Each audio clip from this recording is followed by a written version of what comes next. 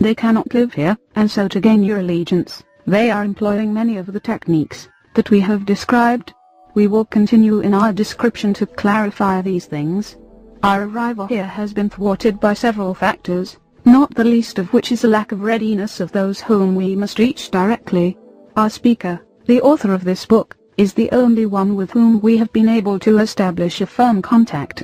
There are a few others who shall promise, but we must give our speaker the fundamental information.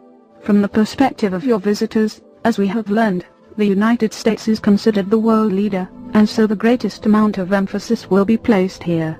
But other major nations as well will be contacted, for they are recognized to hold power, and power is understood by the visitors, for they follow the dictates of power without question, and to a much greater degree than is even apparent in your world.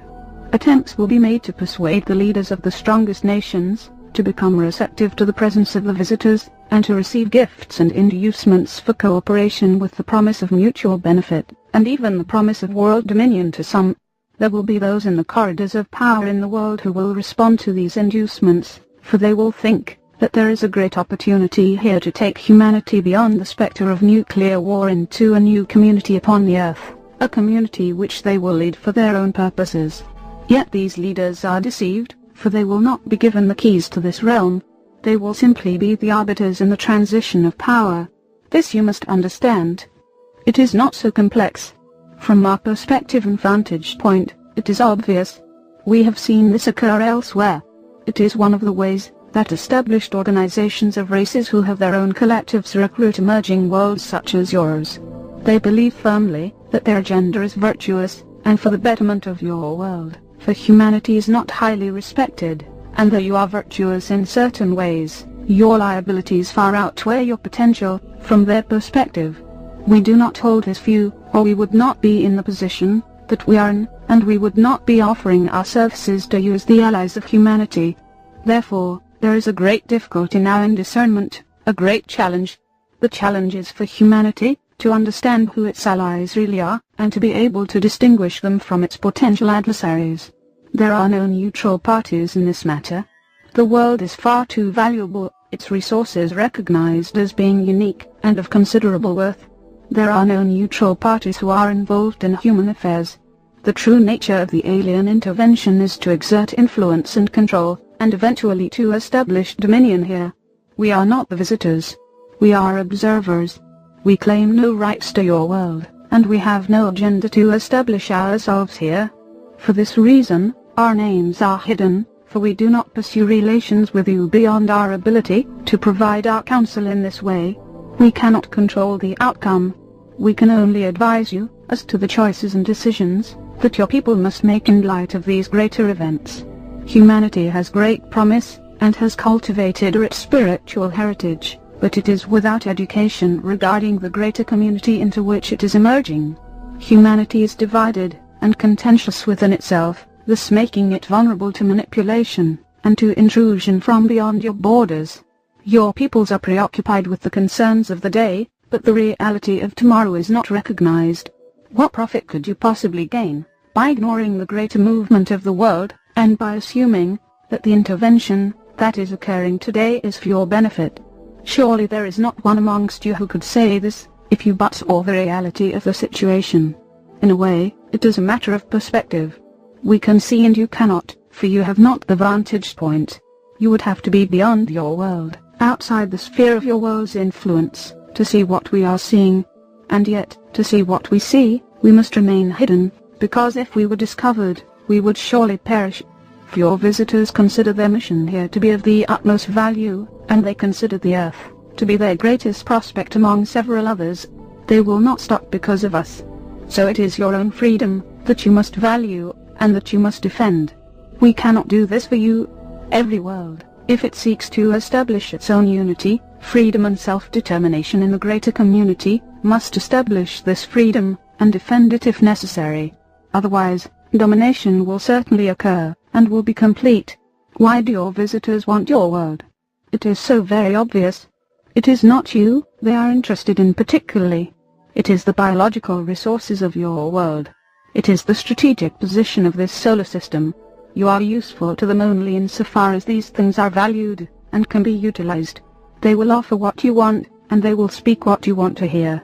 They will offer inducements, and they will use your religions and your religious ideals to foster confidence and trust that they, more than you, understand the needs of your world, and will be able to serve these needs to bring about a greater equanimity here.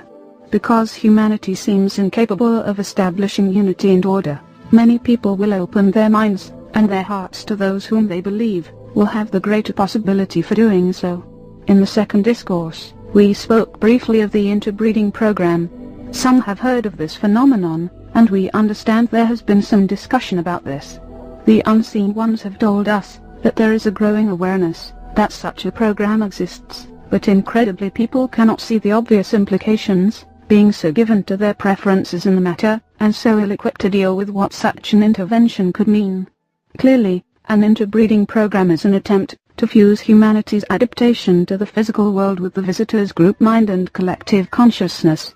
Such offspring would be in a perfect position to provide the new leadership for humanity, a leadership that is born of the visitor's intentions and the visitor's campaign.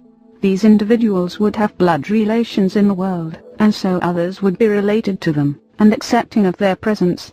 And yet their minds would not be with you, nor their hearts.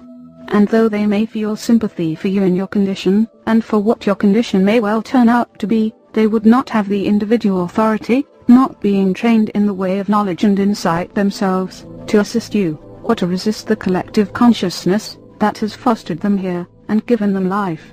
You see, individual freedom is not valued by the visitors. They consider it reckless and irresponsible. They only understand their own collective consciousness, which they see as privileged and blessed. And yet they cannot access true spirituality, which is called knowledge in the universe, for knowledge is born of an individual's self-discovery, and is brought into being through relationships of a high caliber. Neither of these phenomena are present in the visitor's social makeup. They cannot think for themselves. Their will is not theirs alone, and so naturally they cannot respect the prospects for developing these two great phenomena within your world, and they are certainly in no position to foster such things. They only seek conformity and allegiance, and the spiritual teachings that they will foster in the world will only serve to make humans compliant, open and unsuspecting, in order to garner a trust that has never been earned. We have seen these things before in other places. We have seen entire worlds fall under control of such collectives. There are many such collectives in the universe. Because such collectives deal with interplanetary trade, and extend over vast regions, they adhere to a strict conformity without deviation. There is no individuality amongst them, at least not in any way that you could recognize. We are not sure that we can give an example in your own world of what this could be like, but we have been told there are commercial interests that span cultures in your world, that wield tremendous power, and yet are governed by only a few. This is perhaps a good analogy for what we are describing.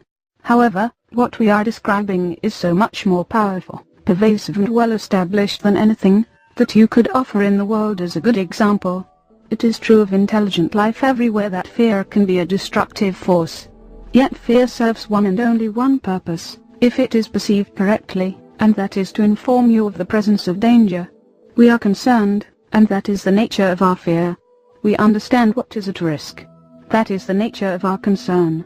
Your fear is born because you do not know what is occurring, so it is a destructive fear.